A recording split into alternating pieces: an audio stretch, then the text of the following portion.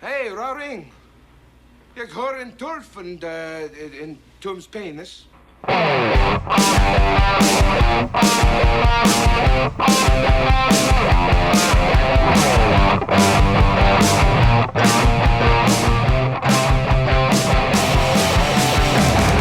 Welcome back, ladies and gentlemen, to SEN Live. I'm not going to lie to you. Yesterday's day off was very, very nice. Now, when I say day off, I was definitely working the whole day, but I was working from the comfort of my own house. And I took a break. I had some meetings and phone calls and shit I had to do, but it was fun. Good stuff. But holding the fort down was John Roca. I thank John for doing that for sure. He had a good crew on. Part of that crew was this character. Hey, Ra-ring. Hey, Ra-ring. How was the show yesterday? It was pretty good. It went well. We didn't have much technical difficulties. A couple people bombed out. I mean, timed out a little couple times, but I think that it was a pretty good flow considering we had 5 of us in there, It was like the Monday crew back. Just heard people gave you some shit for being on this show. Yeah. Good for them. Yeah. Somebody said, so there is it's like how, I don't know what the context was, but it was like how suddenly SEN Live was done, but Brett was there every day. Yeah, I know. Well, I've known you long enough. The only other person that probably might have been able to beat you out with Kaiser, because I've known him just a little longer than you, but you more he's a filthy animal. He's a filthy animal. It's true. It's good to have everyone back here on SEN. Loving these conversations that we've been having. Even though I didn't do the show yesterday, it was nice to see that everybody was getting involved with the greatest TV characters of all time. We did this thing last week where I was the actors and directors, and you guys had so many different suggestions. And one of the suggestions that we're going to do on Friday, because there was a fan who wrote out and said, hey, I have half a day on Friday. Can you guys do that particular topic you guys were going to do? Can you do it on Friday, please? Because I'd like to be part of it, and I want to do it live. So I'm going to do that for that fan that tweeted me out. And that's the years that you were born, what movies came out the years you were born. We're going to do that on Friday. I like it. I wanted to wait for the music one because I haven't gotten in touch with Dorina yet. I think Dorina should be on for that show if she wants to. If not, then I'll ask Riley to do it. So today I was just thinking movie villains. I think there's going to be a lot of movie villains that people want to discuss. So, and people were telling me yesterday that what are you off? You're no, I'm just checking. I'm lipping to see my mouth. That's my test. We can't hear Brett. Yeah. That's like my 2.5-year-old now. She whispers. She goes to me. She goes, I go, really? She goes, so we're gonna do movie villains, and I saw people were missing the Schmoebot yesterday. It was nice to, and that's the reason why we can't do StreamYards a lot, because you can't do the Schmoebot. But if you want to interrupt the show, the Schmoebot is on now. You go to streamlabs.com/theschmoedown. You can do that. Streamlabs.com/theschmoedown, and get involved in the conversation. Tell us your movie villains. We will talk about it. You can interrupt us and do it. If you go to streamlabs.com/theschmoedown, you want to interrupt us, you can do it by putting in the Schmoebot. And you can also just ask questions in particular topics. So when you put your Streamlabs in or your Super Chats, tell us, what is it? What scene maybe from which actor plays great villains? What particular villain do you like? What scene it stood out to you? Maybe what villains won you over? What villains are likable? Which ones are so good that because you hate them so much? Let's get involved with that conversation today. That's what we're going to do. A couple announcements. This is a really cool one. I don't know if you guys are familiar, but you should be, with Attack Peter. So Attack Peter is an artist that I was made aware of not too long ago, also inside of the Skybound family. And I had gotten a message that that Skybound was working with Attack Peter, and then it turns out that Attack Peter's been a fan of SEN and the Schmoedown for a while. Got a chance to meet him. He's a Miami kid, and I had a chance to meet him and talk to him. He's a really cool dude, just down to earth. It's a good guy. It's like one of those people you just root for. And he came in and he met with the Skybound team, and I sat down and we chatted for a bit. We just bullshit about stuff, and so he's gonna Skype in to the show on Thursday. But the cool thing is though, Brett, he's going to do so because this guy's really, really talented. I'm going to show you this. This is what he did for us. Oh, nice. Isn't that awesome? So I'm not showing you guys yet because he's going to be working on something on the show on Thursday with us, and it's going to be an exclusive design just for you guys. So it's going to be available for like a week or something. Because we're launching our store and doing all this stuff, and Tack Peter was like, "Hey man, I'll do an exclusive for you guys," and I was like, "Hell yeah!" So and this design, I don't want to display it because it's really awesome. It's really awesome, and you guys are gonna love it. So he's gonna do it. He's gonna isn't it great? So but that's just the beginning of it. He's gonna do like a full thing on Thursday and work through it. So the other thing I wanted to let you also know about is that today at 4:00 PST on his Facebook, which is facebook.com/attackpeter. You want to get familiar with him, or if you know him already, he's going to be showcasing and selling some rare limited edition prints. So all you guys should go and check it out. It's pretty awesome. So please go and check him out because he's going to be a fun guest to talk about, and he's a huge fan of certain Flausen. So check out Attack Peter. I think everyone is. I don't think there's anybody that doesn't. Not anybody? I could probably name a one or two. A one or two, but listen. Probably one of the most beloved characters of all time, and you hate him. Why do you hate him? Whatever. Anyway, so that's that. We'll go over some more things. The Patreon matches have been really, really great. Schmoedown matches have been incredible. They went over really well. We launched 2 of them already. We did the championship match between Merle and Smets and Roca and Damon, which went off great. The new release championship again with Merle and Paul Oyama. Hotel Nerd donated $20. Yesterday I said I wanted to send you all a care package from PA. Its Middlesworth chips and flavors are barbecue, plain and sour cream and onion. You can only buy these in PA, and I wanted to share some PA snacks with you. DM me where to send, please, at hotel_nerd86. I got to get in touch with Goddard again. I don't know what we did with that PO box. No idea. Thank you, Hotel Nerd. It's very nice of you. So the matches are up. The new releases was Perry Nemiroff, who made a return, Paul Oyama, the kid, Brendan Meyer, and Dan. We have another match going up this Wednesday, which is really great, and there's so much content for you guys. And I want to throw into a very kind of a sad note, a very sad note and somber note at the moment. But my friend, who I've been friends with for a very long time, Craig Gaynor, aka the Barbarian, he lost his lovely wife this morning due to cancer that she's been battling with. My heart broke for him this morning. Just so much love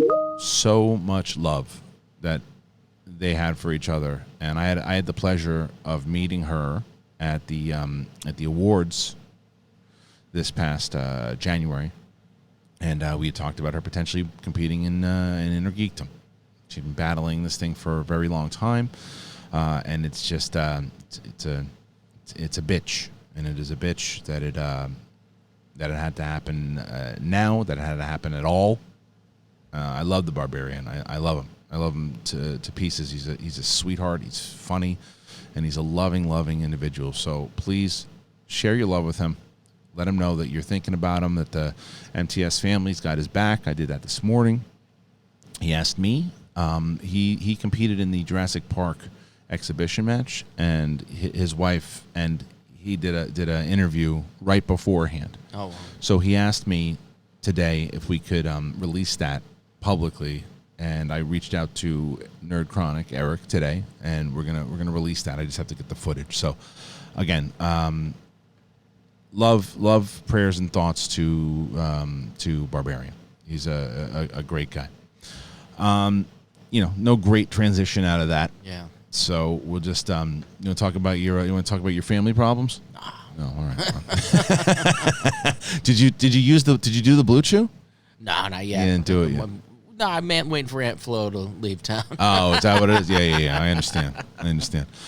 But you got yourself a packet. Yeah. Good. Yeah. Blue Chewing it up. Blue Chew it. You're gonna knock over some plants. You just hear crashing and things like. Just wake up at night and it's just like, I wanted to pull a fast bender. Some shame. It's like knocking over potted plants, scaring the cat. I don't even have a cat. We do now. All right. Oh, right. Good stuff. Good stuff. No, it can't be right. Wait a minute here. What's happening? Trying to look at Did you try refreshing the page? Did you try? Oh no, what is that? We're not. Eric donated $20. Yeah. Sold we perhaps keep it to 1 to 2 per message? I'll start with Vader. One of the most recognizable and badass villains ever. Also more complex when you include all the canon, not just episode 46. Vader hallway scene and Luke versus Vader are fantastic moments. I'm going to read that because there we go. Oh, there we go. Yeah, it's really weird. It's not working on Chrome, but everybody heard that, right? Everybody heard that. Yeah. It's not that. It's for some reason it wasn't on Chrome. It wasn't registering. So I'm gonna. Eric says so. We should perhaps keep it a 1 or 2 per message. Yeah, keep it a 1 because that way we can discuss it. If you let's start with Vader. Why not? One of the most recognizable and badass villains ever. Also more complex when you include all the canon. I was just going to say that. Not just episode 4 or 6, Vader hallway scene and Luke are fantastic moments. Yes, because especially when you take into consideration that the best villains are ones who think they're doing right. Mm-hmm. And when you look at everything that happened in episode 3, of how he thought that the Jedi were the corrupt ones and that he was trying to save his wife and then that this one guy was making the right decisions and then nobody else could see it, and he just went down the wrong path. And then when you look at all the battles he had in the comic books and things that he had moving it into Rebels, and he was he ultimately turned out to do a good and noble thing. But you have enough runs, killing people and shit and killing younglings. Yeah. You're a fucking villain. Yeah, he was a villain for a long time. So, and even if you look at Rogue One, when he does the Krennic and he's choking him out, he was cracking his jokes. Even though I don't like those jokes in that Rogue One, he was he was a sadistic fuck. Sometimes you got to separate the art from the artist. That's true. That's right. He did. Right in the end there. He did help out with the Empire. Yeah, it's true. So that's a good one. That still is my favorite. Laugh out, not favorite meme, but just laugh out loud meme was what Obi-Wan giving Luke. He says, "This is your father's lightsaber. He killed a bunch of kids with it." Yeah. So, right. Yeah, that and the other one where he's like staring at it, like ready for it to pop off in his face. All right, it's going to start here on Bull Pillman. I like that one. I like it. Yesterday, there was no love for Richard Belzer as Detective John Munch, Rip Torn as Arthur in the Larry Sanders Show, Mads Mikkelsen as Hannibal, Miguel Ferrer as Albert Rosenfeld in Twin Peaks, and Peter Capaldi as Malcolm Tucker in The Thick of It. I knew you guys were going to get shit, though, because there's only so many people. That's why I don't do the TV trivia show. It's just too broad, man. So Hotel Nerd donated $20. Thank you. To get us into the topic, and it's a bit of a cheat, but I say Sephiroth from Final Fantasy VII Advanced Children. Jeez. He was great in Final Fantasy VII and great in the film. He is even more badass in Final Fantasy VII Remake. Well, I got to tell you. You got a ding for that one. Yeah, I got a ding for it. I haven't seen the film. I haven't seen it either. But I can tell you that I believe you because you're pretty damn passionate about it. Hotel Nerd is a rock star, man. Yeah, dude. I'm going to take your word for it because I don't know enough about Final Fantasy. But there's so many great characters out there that I think that obviously resonate with people for whatever reason it might be, right? So who do you think the greatest villain of Schmoedown all time is? Andrew Guy or John Roca 2016 or Mike Kalinowski? I think Roca. Roca? It's a personal thing too, but I think he plays it so well. He played it really well especially when he started. Zequee Fart donated $20. Good. Kim the Pool Deck Edition has to flow with the decor of Yard or it's a waste of money. Oh. Just go with the gazebo with bar and stop arguing with me. What? Kim the Pool Deck Edition. Do you understand any of that? I don't understand a goddamn thing that person said. I'm not going to lie to you. I just like Zequee. Peanut Butter Anus donated $20. Hey, Brett. One of my favorite movie villains is Lord Voldemort. Great one. Oh, hey, that was just for me. Harry. It's almost like it sounds like the old Voldemort also. Did you like the way that he held his like this thing that character choice? The Voldemort? Yeah, that was he doesn't get enough credit, I don't think. Because Voldemort was, because remember he's in every one. Yeah. Not Ralph Fiennes, that is, but the character of Voldemort. But what Fiennes does, and because that's what I thought Harry Potter did very well, was building up their villain and getting their villain. Big Mo Movie Review donated $20. What up? In back shit wants. Oh, yeah. I haven't watched Live for like a week, so I want to throw in some of my favorite actors, actresses, and directors. All right. Scorsese 4 favorite directors from last week. Good one. DiCaprio and De Niro for favorite actors, and Florence Pugh for favorite actress.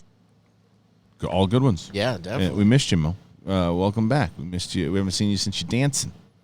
But it's good to have you back, and I'll read out a little bit more of your of what you wrote there. So, Voldemort though, I thought they built him up really well in those movies to where he became like this menacing presence. And I know it was obviously done in the book first, but it was this menacing presence that you're just waiting for when and they didn't bring him back like right away. When the first time he appears in form, it's like it's in the graveyard. It's like it's either, I think it's the fourth movie when he shows up for the first in full time. form, In full form, not like a head or like his young self. Yeah. But that I thought it was great teases the way that they did that, because by the time you get to the fourth movie, like, oh, this is what this fucker's really about. Yeah. And I think Voldemort's a great choice. Good villain there. Mason. Hello, everyone. I love you guys. You're all amazing. Today marks my 5th year of watching your content. It's also my 30th birthday. Well, happy birthday. Happy birthday. I do have to give a shout out, by the way, to my boy Andrew Santino and also my boy Bobby Lee. I was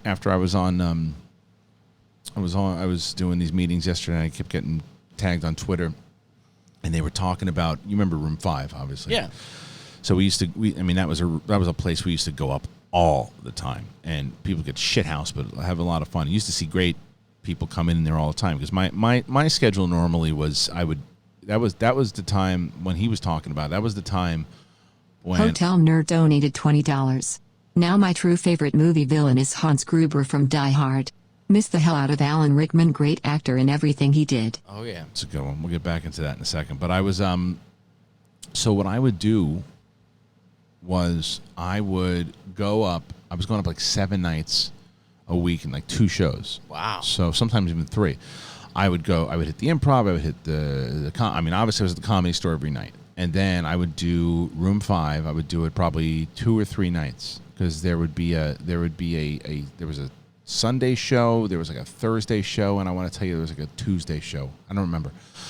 Either way, I was there, and so Mark Franco, who ran that thing, he made myself and Ken Knapsack and a bunch of other people like regulars at that particular, while I was also regular at the Comedy Store. So Kate Mulligan was there a lot, and she was doing sets, and I want to tell you that she brought Andrew Santino in, because her and Santino are buddies. And I remember when Santino came in, and he's a funny fucker, man. You ever met Andrew? No, I have not. He's a funny dude, man. He's a good dude, too. He's just one of these he's a Chicago dude. He's just a good guy. And so I remember exactly what he was talking about, where I remember that he was up one night, and he just fucking annihilated. And you could see when some people, like, they just have that thing. I was like, this guy, and he I don't know, he'd been doing stand-up for maybe 2 years. I mean, he probably tell you better than I will, but he crushed. And I remember telling him, because I think he was getting frustrated with the spots he was doing, and I was like, dude, don't worry about it. You're going to be crushing. You'll be regular at the Comedy Store and Improv and all that shit before you know it. And look at him now. He's on every television show, and he's got, his podcast is super popular. And Bobby Lee, funny thing about Bobby Lee is, I remember when I got to Los Angeles, I had one of the things that I first did at the Comedy Store. I walked by. I had just gotten here, and I wanted to go. Comedy Store was the place that I had to go because of Jim Carrey and Robin Williams, Carlin, and Letterman, and that was the place I was going to be a regular at. I told myself that I had to be a regular at that club. I remember getting there. It was daytime, doors wide open, nobody's there.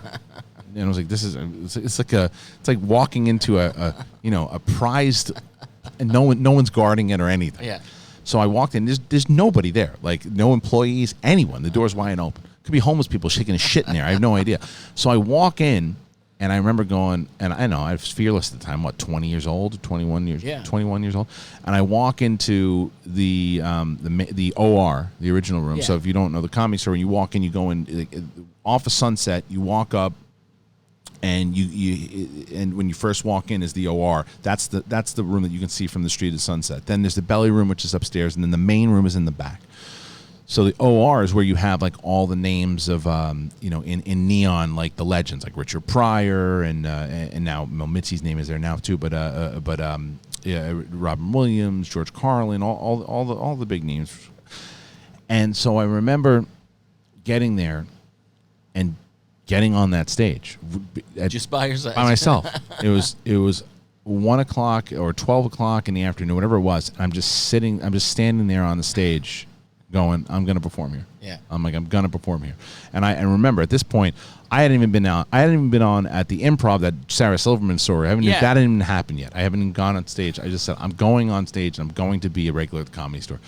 And so I remember, I can't remember who it was. There's some girl that I had met, and not romantic or anything, just a friend. And she was like, let's go to a comedy club. Do you want to go see? And I go, Comedy Store. Yeah. She's like, all right, let's go. We went to the OR. There was no one in there, right? Because the Comedy Store today is right now it's booming. Yeah, it's booming. It's the play. I mean, I think the internet and everywhere has really spiked comedy clubs in general. But you got like massive superstars and Whitney Cummings and Sebastian, Eliza, Crystalia, and so on and so on and so on. Mark Ellis, so on and so on and so on. You got all these people, and I watched all of them, blow up. But when I was there was it was kind of like on a down, not down, but it wasn't thriving the way it was. It was like the stinky gym. The Improv was like the big club, and it was Improv. Comedy Store was like the stinky. It was the club that all the comedians wanted to be a part of, because it was like that brotherhood, and it was like there was something about it that you felt that if you became a regular at the Comedy Store, you were part of you got your card. And then Laugh Factory was if you wanted to stand in line for 12 weeks. For 12 weeks and pay $10. Yeah. No, but whatever. But that was more of the Hollywood club. Yeah. And the Improv was a lot of fun. Improv was a lot of fun, but it didn't have that same. It's not that same feeling that the store has. Like, you go to the store and you're hanging out with people, and you could be like, I remember just standing around for talking to like an open mic comic. I turned to my left and I'm talking to Rogan about before MMA built up, and he's like, trust me, MMA is going to take over. It's going to be like the next big sport. And everybody thought he was, okay, this is because you're involved in it. You've been involved for a while, but you knew what the fuck he was talking about, obviously. I remember that. I remember, and I mentioned this before, Joey Diaz was like fucking super cool to me. It was always like, I would get off set and he'd be good set, bro. Listen, he would. It was just one of those things. You'd have that camaraderie with the other comics. But anyway, the first night that I went there with this girl, and we sit there, and I remember the two comedians that I saw that night that stand out to me. And it was Mike Young, who's a director, and I've had him on the show, and Bobby Lee. Yeah. I remember Bobby Lee going up, and Bobby and I just always got along. Bobby Lee and I were always he's a fucking madman. Oh, I love him for it. He's a madman, and he's right after they say these nice things about me, he sticks his ass into the mic and farts. It's my kind of guy.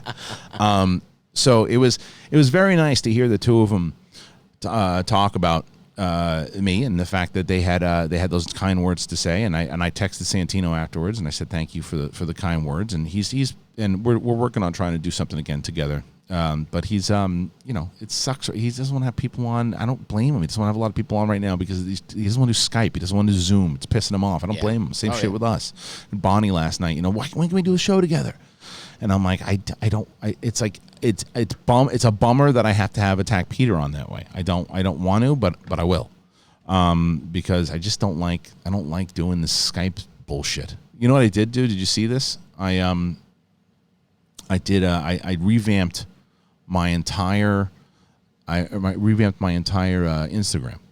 Oh, really? Yeah, I had to. It was a fucking nightmare. It was a disaster. It was. I realized because I posted a couple of pictures for yesterday, a couple of days ago. I posted a picture because I had done the thing with the head. I thought that looked good. Well, my hair was growing back, so I figured I took one picture, and people liked the picture. So I was like, okay, you know what I'm going to do? I'm not, because sometimes I post like 2, 3, 4 pictures a day, and I post like Schmoedown trailers. I'm like, I'm not, and McCoog always gave me shit about it, nothing new. But like, but I said, you know what? And I texted Roxy. I said, I think I'm going to revamp this whole thing. I'm going to change up the whole thing. And I said, I think I'm maybe just going to post once a day, and I'll go back through like old pictures, ones that I maybe, people I used to work with or things in general, and post these things. And so I've been doing it. I've been reposting stuff, and it took me a day and a half. Big Mo Movie Review donated $20. Thank you. Some of my favorite movie villains of all time to me are Thanos, Heath Ledger's Joker, Calvin Candy from Django, Sheev, Palpatine, Scar, Agent Smith, Nurse Ratched, Lord Voldemort, Hannibal Lecter, and Hans Gruber. Those are good ones. We'll go through all of them. I deleted over like 500 pictures. Wow. Over the course of like since 2013.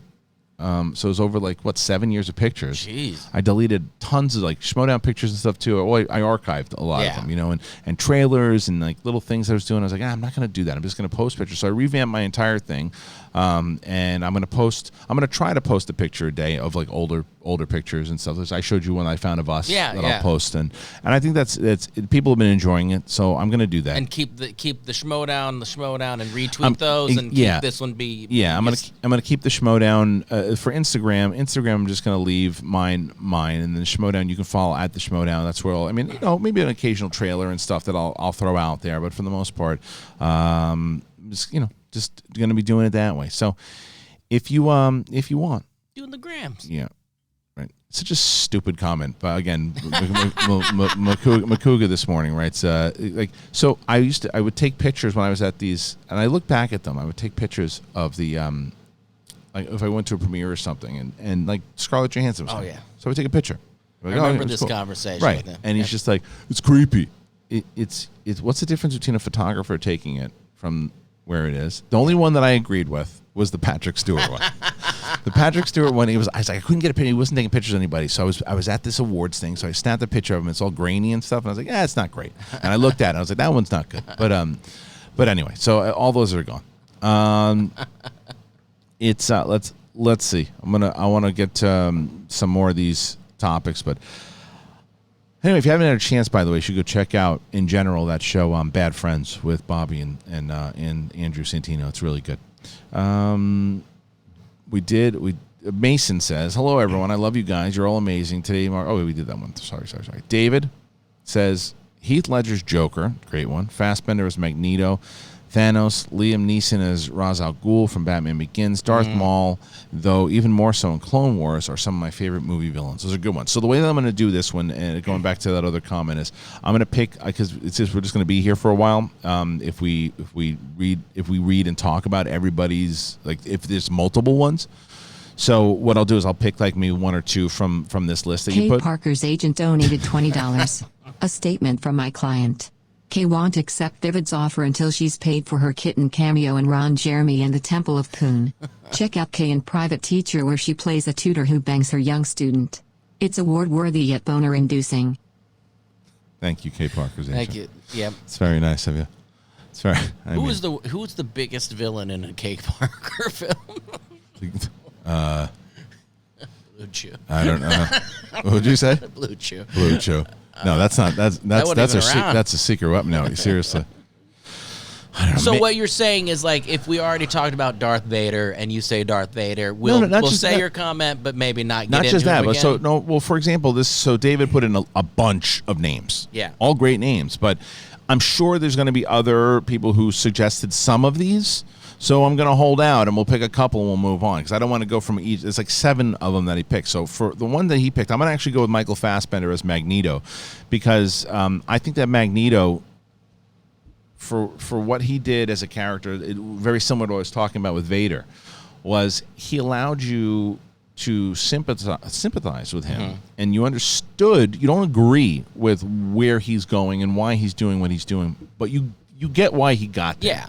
And so when that happens in First Class, and you see him in First Class, and he's just kind of this tortured dude who survived this thing, watched his mom die, like all this stuff, and and the hardship that he went through, and the torture that Kevin Bacon's character put him through, you get why he went. Hotel Nerd donated $20. Thank you, Hotel. Biggest villain in a Kate Parker film is Vince McMahon. Vince McMahon.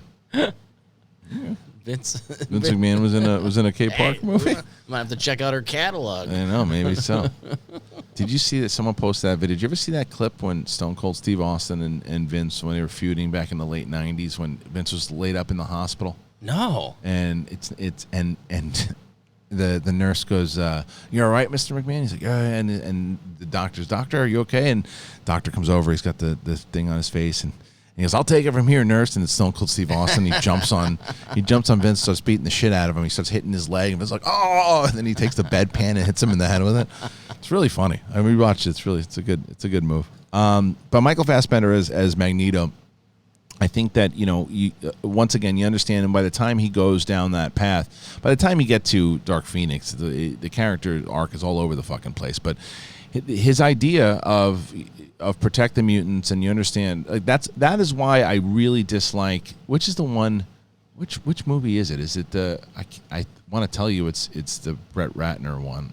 I can't remember. It's whatever one it is where he turns on Mystique, and he turns on everybody, and it makes her human. I think that was that was fucking terrible. It was so stupid because it went against everything that he was. The character wouldn't do that, and even with Dark Phoenix, he was at least a little. He made no sense though, because it took place years later. He would have looked more like Ian McKellen. Yeah, and he still looked like Fassbender. Bizarre, but anyway, Magneto's a great choice. I think that what you're saying about them, you kind of get why they're doing what they're doing. Like, hot take, which I'm sure a lot of people have said, Thanos kind of had a point. You understood where he was coming from. You don't agree with it. You can't just do that. You can't do that. But you understand the philosophy. More so, we are overrun. Yes, more so in Infinity War than in Endgame. By the time you get to Endgame, he's pissed off. He's snapped, and the fact that he's just like, I was gonna give you fuckers a chance, but now I'm just gonna kill you all. Yeah, and we'll start all over again. He's a lunatic. But yes. And it's one of those stuff as far as his overall belief of, he believed that he was doing it like people. He understood that people saw him as a tyrant. Yeah. But he said, but it's what needs to be done. It's like the agent in Matrix. Matrix. You're a virus. Yeah, I just watched it again. Is it a virus or it's like parasite? And we are the cure. Yeah, that moment right it's there. It's really good. I want out of this place. Morpheus. Hotel Nerd donated $20. Breaking Star Wars news. New Battlefront in 2021, and Battle of Scarif update will be its last in Battlefront 2. I gotta tell you, I've tuned out of the Battlefront news, man. Tuned out of it. I mean, Ken still plays with the updates, but that was the thing I posted today. It was a picture. I mean, some guy, he's like, "Harloff, you just post some pictures of when you looked good." I'm like, "Yeah, no shit."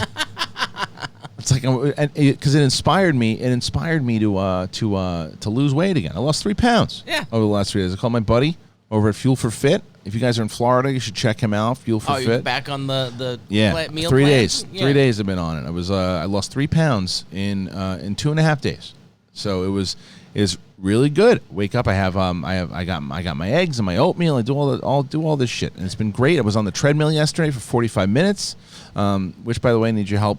A little later, it's spinning it around. I ate 3 pounds of stew. Did you? This week. See that? But it sounds delicious. Oh, it sounds delicious. A stew's been my go-to. I just get like a pot roast. I pop it in the pressure cooker or whatever. Carrots. Yeah, carrots and potatoes. Yeah, see, to make a little. Yeah, but I was grilling out yesterday. I grilled a whole bunch of chicken, so I have it too. And it's because it was, going back through all those pictures and looking at it, and what am I gonna post a picture of myself as a fat fuck? Yeah. Who wants to do that?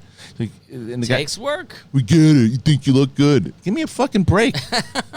It's like other people can post pictures when they stop feeling good about yourself. Yeah, right.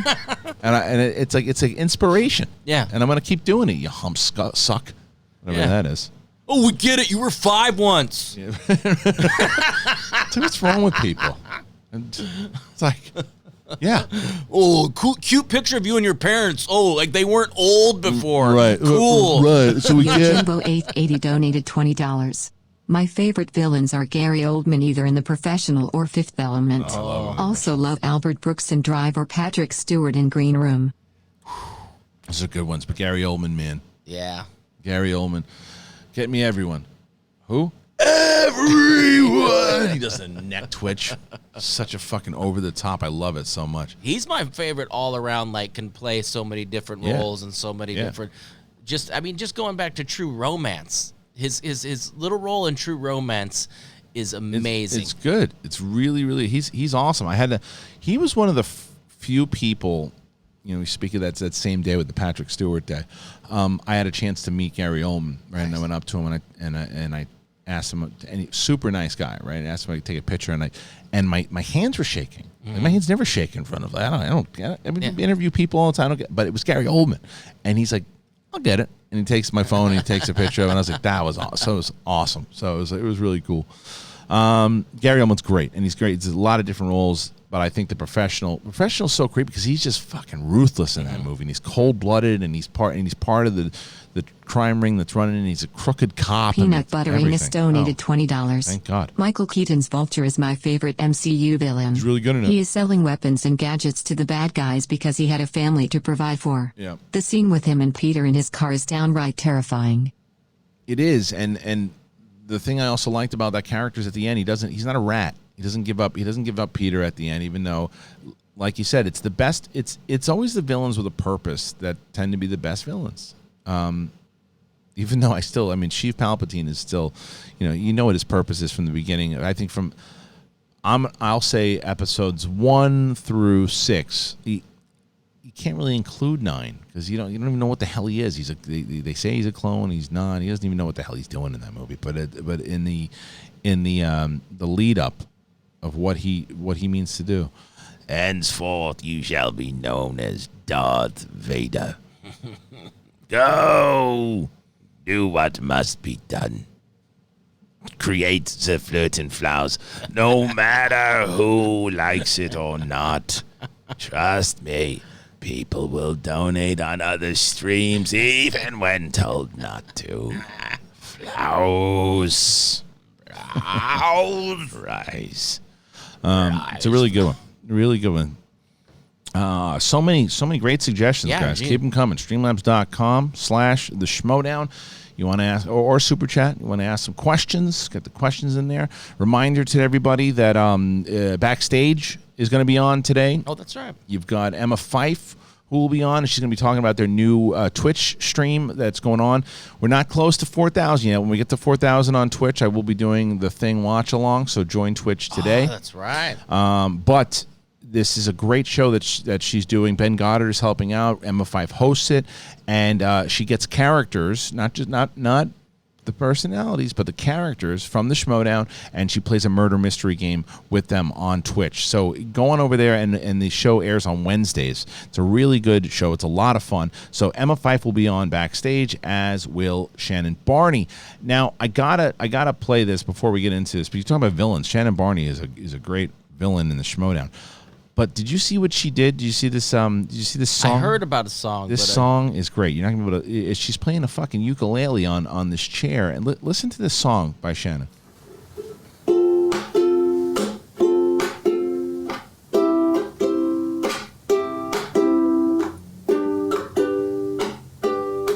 She really cuts deep too.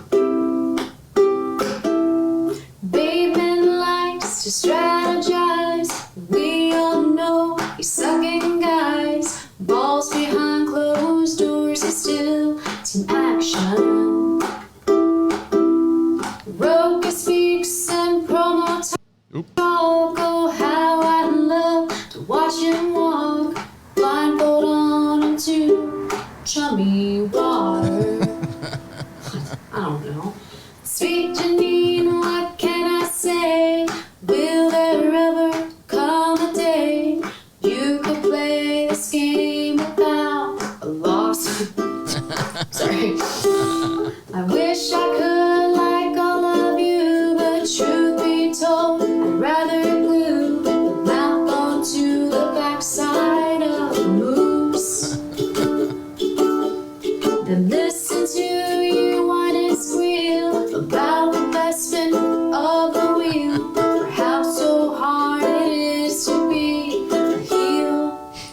please. Anyway, go on over to the Facebook group. It's Facebook. It's the Schmoedown group. It's such a great song. It's crushing over there. It's really good. So she'll be over there, and I think they might play it over on Backstage today. So you talk about villains. She is one of the villains, and she will be on the show today on Backstage. So go and check that out. Good. St. Pussy Lips MD. Oh. Underrated villains are Tom Cruise from Collateral. Good one. De Niro and Heat. My favorite villain, though, is Jenny from Gray Skies. Don't know, though. Is that from Riley's movie? Also, we need a Kaiser and Gucci show. God help us all. We'd be off the air, and the whole network would be off the air in a week. Tom Cruise from Collateral is a good. He's another one. We were just talking about, like Gary Oldman, very cold-blooded. Big Mo Movie Review donated $20. Thank you, Mo. Can we send our prayers to Mike Madraw? His cousin Danny isn't doing good. He had his 9th surgery yesterday and his 11th radiation for his cancer. It's horrendous. He can't get up on his own and might need to go back to the nursing home. Let's keep him all in our thoughts. Yes, please. It's a terrible time for all this shit to be going down, too, man. It's between Mike's cousin and then, again, Craig's wife and all this shit. Yeah. It's like... There's a lot of shit already going on in the world. Couple this up, it's tough, man. People are stronger than you give them credit for, though. I gotta tell you, man. I mean, like I said, it's really important when you reach out to somebody. I mean, and to be nice to people because, again, I know Craig the Barbarian is a newer competitor and everything too, and you guys haven't had a chance to really witness how great he's going to be. But reach out to him. And same thing with Mike and everything too. Reach out to him and give him your love. De Niro in Heat is another one where I think he's less cold-blooded than Tom Cruise. He's methodical. But he definitely has he starts to fall in love. And that's one of the reasons he gets caught out there. But really, really good. Really, I love him in Heat because it's like he's the bad guy. I don't know as much as I mean, he does enough shit where I don't know, to call him like a straight up villain is weird for De Niro. Purple Haze donated $20. Thank you, Purple Denzel Haze. is Alonzo Harris in Training Day. He was a charismatic yet unsettling character. Yep, he was. I think he was definitely. I mean, by the time he gets the whole King Kong speech and everything too, that's when anytime you can give Tom Cruise that intensity. Denzel Washington that intensity. And because it's usually the intensity is coming in from a place of good or characters with a moral compass, and that character certainly did not have that. It was nice to see him. Jonathan Caro donated $20. Thank you, John. Hello, guys. Hey. 2 of my favorite villains ever are Dangerous Pursuers, the T-1000 from Terminator 2 and Anton Chigurh from No Country for Old Men. Oh yeah. Don't want any of them to follow me. No, those are good. I mean, and both they're both machines because Anton is like when you see that. I mean, that performance is when he's in the convenience store, it's just terrifying. Yeah. It's really terrifying. They actually did, speaking of the Terminator, there's a deep fake going around with actual Arnold's voice when they put his face, like young Arnold's face on him. Did you see it? No. And it's terrifying. And it's because he's got the Dutch boy haircut and everything too. And just to see him, he's just like, choose. Come on. Flip. What are you doing? What? Is that what you said? Do you live here? And it's just like it's really. Speaking of which, it was Whiskey or Lulu's one of their birthdays. Aww. Yeah, and he did a video. Why didn't anybody Big Mo mention? Movie Review donated $20. Thank you. I love Daniel Day-Lewis as Bill the Butcher from Gangs of New York. Yep. Bill the Butcher is a good one. Because once again, when you take that kind of personality, and this shows sometimes the difference between you can write a really great character on the page. Baltoff donated $20. Thank you, Baltoff. Bruce Campbell's characters in the Sam Raimi Spider-Man movies ended up being great villains. He was always there to be an obstacle for Peter Parker. Yeah, I don't know if I necessarily call him a villain as much of a pain in the ass. I think he's more of a pain in the ass as far as like straight up villain is the way I would look at it. But what we're talking about, I just had some. What was that before that came in? I don't remember. I'll have to go back into it and look what that. I had a point that I was making. Schmoebot. I lost my point, Schmoebot. Yeah. You guys remember Was what it? it Well, was? Big Mo had put it in, and that's Yeah. how it started. I don't remember what it was. It was. Someone said. Oh. What? No. It was the one that you thought was not a villain. Listen, this is No, we did one beforehand. I can't remember. Take care of your brains. I'll have to go back. Was it? It was. I thought it was a Schmoebot. It was a Schmo. No Country for Old Men. Yeah, No Country for Old Men and the deep fake. Yeah. Yeah, the deep fake but watching what? Oh, Gangs of New York. Is that what Gangs of New York? Yeah. Okay, both of those. Gangs of New York, Bill the Butcher, because the written word. So when you have a really good character that was written on the page and you feel you're confident with it, that can go very wrong if you don't have the right actor. And when you have this, if you're the writer and you hear that Daniel Day-Lewis is, I mean, I think Scorsese wrote that one anyway, didn't he, or co-wrote it, or whatever he did. I don't remember. But either way, if you're the writer and you get Daniel Day-Lewis, you just go, all right, hands back. So he was so good. He elevates it. He totally elevates it. Yeah. Anyway, let us go to the next one. This is where we're going. Yeah, can't go back to that. K. Parker's. Sweaty Ben Reiner donated $20. Hi guys, great villains. Already talked about Vader, Joker, all versions for me. Monch 2 Palps Voldemort. He'll bring up villain from my Faith trilogy. 15 Yon all version, just a great villain for our heroes in all three. Yep. Emo stay sweaty. Thank you. It's another one I found when I was going through my pictures. I found a lot of good pictures with Schnepp. I'm going to post also. K. Parker's attorney says, don't choke on your aspirations. That's good. That's a good one for K. Parker. True. Paul Denuzio, my favorite villains are General Hummel and The Rock. Although, is he really a villain? No, I don't think he's a villain at all. I think the turn at the end. I think that he's just doing a. See, that's the same conversation I had recently. I think that was an act of a good man who snapped. To me, villains are people who have evil in them or are really bad in them and know the bad and continue to do the bad, even though they might think that the bad is good. This was one particular mission because of what he was trying to do.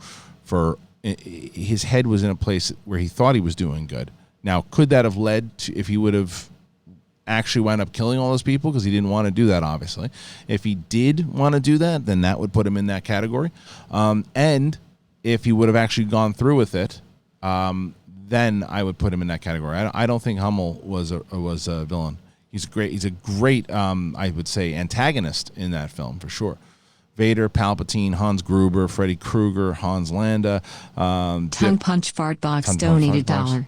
Some of my favorite villains: Doc Ock, Spider-Man 2, Kevin Crumb, Split, Mr. Glass, Unbreakable, Jennifer Aniston, Horrible Bosses, Killmonger, Black Panther, Calvin Candy, Jango, Loki, Avengers, and Thor 2. That's a lot of good ones. Yeah. Jennifer Aniston in Horrible Bosses is really funny because because I also when actors or actresses do something completely off-brand and nail it. Yeah. She's just a dirty, filthy person in that movie. And she did the shit that she does to Charlie Day and the shit she says to him, like inside of the... Big Beck donated $20. Hey, Rareen Commodus from Gladiator. Joaquin Phoenix was a real piece. Also, Loki was fantastic, even though he becomes more of an anti-hero. Yeah, Loki was a great villain in the first Avengers for sure, and then he becomes you like him, so and Joaquin and Gladiator. Joaquin and and it was funny because Joaquin Phoenix is now revered as, I mean, Joker is another one for him too, and of course Heath Ledger's Joker, but Joaquin Phoenix has always been a really great actor, but when he was in Gladiator, I remember some people thought he was great and some people thought he was over the top and some people didn't really like his performance, and now nobody talks smack about Joaquin Phoenix. He's one of the best out there. But I remember when that movie came out, not everybody was on board with Commodus. I loved it. I thought he was great in it, and I think that he's just such a fucking little weasel. He does one of my favorite kind of villainous moves is the tongue? Like a really close stab, just like a... Oh, yeah. Yeah, because he knows that was his only advantage over Max. Staring somebody in the eye. Donated $20. A villain from one of the most underrated Disney movies is the Horn King. Yep. He scared the shit out of me as a kid. And that's, of course, from the Black Cauldron. You know what's funny about that? I'm not going to pretend to lie about this. I don't think I would have gotten that had I not watched it recently with my daughter. Yeah. But the Horn King I was curious if my daughter was going to be scared about it, but now at 8 years old, she doesn't give a shit. I started watching Lord of the Rings with her. I didn't realize, you know what I did though when I put Lord of the Rings on? I put on the extended versions. Those things 4 hours long. Oh, Jesus. I haven't told. Oh, speaking of villains, I just watched Waco. Big Mo Movie Review donated $20. So I'm going to talk to him My about this in a favorite second. villain who doesn't get enough love or hate is Jason Isaacs as Colonel William Tabington in The Patriot. Yeah. That guy is a real evil piece of shit. He really is. All right, I'm gonna turn the Schmoebot off for a second because I want to talk about Waco real quick. So Waco, I guess it's trending like number 5 on Netflix right now, and I guess it's one of these things where it aired because it's from like 2018. And really? So it's just getting a resurgence? I assume that they did the same thing they did with a couple other shows that they bought it and then they put it up on. It's like 6 episodes, right? So Taylor Kitsch is David Koresh. Have you watched this yet? Oh, so it's not a documentary? No. Oh. It's a scripted series. It's like a 6 episode. I've heard that's on my. You gotta watch this. Taylor Kitsch plays Koresh. Michael Shannon is the FBI negotiator. Shea Wiggum, who is awesome. The dude is so underrated as an actor. I wish we would have brought him up. And that's just a couple of people that were in this. The girl who plays Melissa Benoist, is that her name? From Supergirl is in it. Ruth from Ozark is in it too. So the series is really good. We just finished, I think, 2, and John Leguizamo's in it, 2 or 3 episodes into it. Really good. But I remember watching it because we're at the point. I mean, the raid goes. You remember everything that happened with Waco, obviously. So it goes on. It's I think it was like 2 or 3 months the raid was, right? How long it was. So the raid it's like the opening of the raid is where we left. And I'm like, yes, they are definitely painting like everything that Koresh has done thus far with telling people that he is, the Messiah, or could be Messiah, or believing that he is chosen from God, and creating all this stuff, and basically telling married men that they can't sleep with their wives because he was chosen to do so. They have all that in there, but it's done in a way where he seems like this kind of peaceful dude who just really believes he's clearly out of his fucking mind. Yeah. But just seems like a peaceful dude who believes it and thinks that he is this. This guy, David Koresh, was a fucking lunatic. Yeah. Was a crazy fucking lunatic. Not in a way like, oh yeah, I might really be. The shit that he would do, and he was sleeping with like 13-year-olds, and he was a fucking scumbag. Yeah. Like, they make it. They're definitely pushing. And again, I'm only 2 episodes in, but they're definitely pushing it on that. It was and. Look, the ATF and the FBI handled this shit terribly, and it's the whole reason why a lot of this shit with all the militia and everything kind of happened in general. But they're clearly just putting the focus on the ATF and the FBI on this, as opposed to showing how evil Koresh was. Like, Koresh was an evil fucking dude, man. So I like the series, and I want to finish the series. But I don't know about the way that he's being portrayed in this particular series, because Taylor Kitsch is great. Yeah, he's always been good. But anyway, I'm curious what you guys think about that. Are they focusing too much on how maybe charming he was and how he pulled? Well, no, but he was charming. Over on but he was charming. Yeah. I mean, that was one of the things. That's how he was. Well, most of these guys are. Well, that was the allure for a lot of these Bundy, people. But it was a cult. It was the thing. And I was watching a report on this. It's ABC. I was up to like 12:30 watching shit afterwards because I was curious about it. Because I remember saying to myself, I remember him being a lot more sadistic and crazy, and I'm watching like the actual reports and things that happen and facts and truth. I'm like, this seems like they could have portrayed this guy a little bit more, I don't know, man. It was a little offsetting for me on that particular thing. But anyway, the Schmoebot is back on. I had to turn that off. I had to give my thoughts on Waco there. Is it? Did you need to push the button? Or? It's on. Oh. It's on. Yeah, I turned it back on. So anyway, if you guys want to keep it going from streamlabs.com/Schmoedown, Schmoebot is back on. If you submitted any... Divishka Productions donated $20. My new favorite villains are Carol Baskin, Bhagavan Antle, and Joe Dirt Exotic. Also, shout out to Luca Magnotta. #meow. #meow. Carol Baskin, definitely a villain for sure. But yeah, if I missed any of your Schmoebots while we're doing that, Hotel Nerd donated $20. Reply to Tongue Punch Fart Box. I would argue that Doc Ock was not a villain. It was the tech that took him over, and he was always dead set on making his experiment work like most scientists. Same can be said for the lizard looking to give humans regeneration.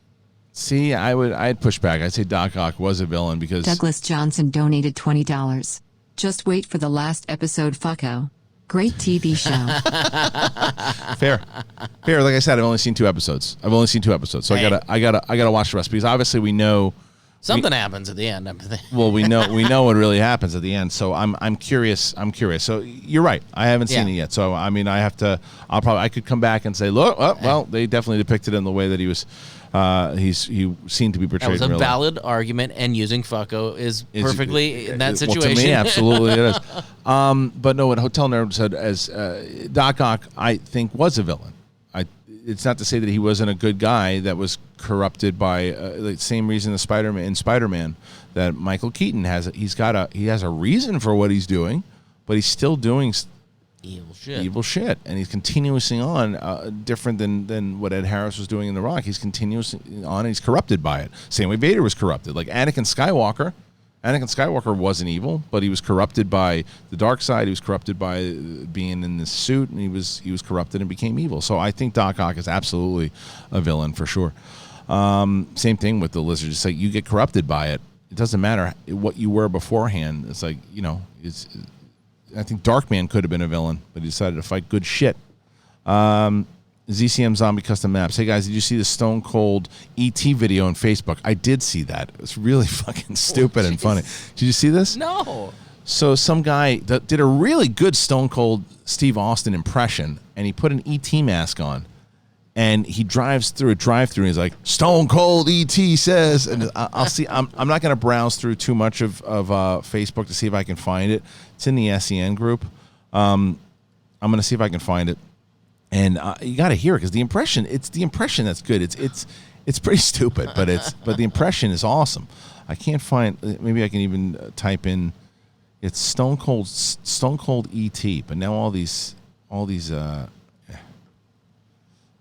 things have happened. I can't find it. I don't know. The Facebooks and the algorithms. Yeah, I'm trying to find it. Let's see. Anyway, yeah, it's trying to find Stone Cold E.T. If heard it's the Flirt and Flouse as a wrestler. Did you see that? Somebody made the Flirt and Flouse a wrestler, which is really good. Yeah, it's the bedpan one. Oh. I'm just gonna type it in and see if I can find it on YouTube. If I can, I don't want to do a big search for it, but I just want to play this guy's impression. Stone Cold E.T. Stone Cold E.T. The impression was really good. Let's see if I can find it. Stone Cold. Here it is. Listen to the. This is Stone Cold E.T. and I just want to order a couple White Castles to go. He's got an E.T. mask on. Oh, sorry, can you repeat that again? I said Stone Cold E.T. would like a couple cheeseburgers and maybe a drink, and I'd like to get out here as soon as possible, and that's the bottom line. Hey, do you want to pull up? I can't understand anything you're saying, please. Okay, you want Stone Cold E.T. to pull up what side? So stupid. Just pull up to the first window. Okay. Look at the mask on. He's got the mask on. Look how long this drive-through is, by the way. Yeah. Look how long that is. Where is that? Look at how long. This is the first window. You know Stone Cold E.T. And there's no one there. It's the second window. It's from 2012, I guess. This is when this came out. Yeah. This window. This window. Anyway, he drives in. It drives like another 10 miles to get to the window. It's amazing. Where? I don't know where it is. It's White Castle. It was White Castle. Probably gets some traffic. I can tell you, the White Castle gets a lot of weirdos going in there, and my friends are part of those weirdos. Stone Cold E.T. So good. Anyway, ZCM Zombie Custom Maps also said, my favorite villains are Mr. Glass, Thanos, Joker from Dark Knight, and Anton Chigurh. Also, random Hotel Nerd donated Hotel $20. Best villain ever is Bill Belichick, and that is coming from a Patriots fan. He's definitely, you're not wrong. He's done enough stuff that I can consider his ass a villain. Also, random question. What is your favorite The Rock's WWE match?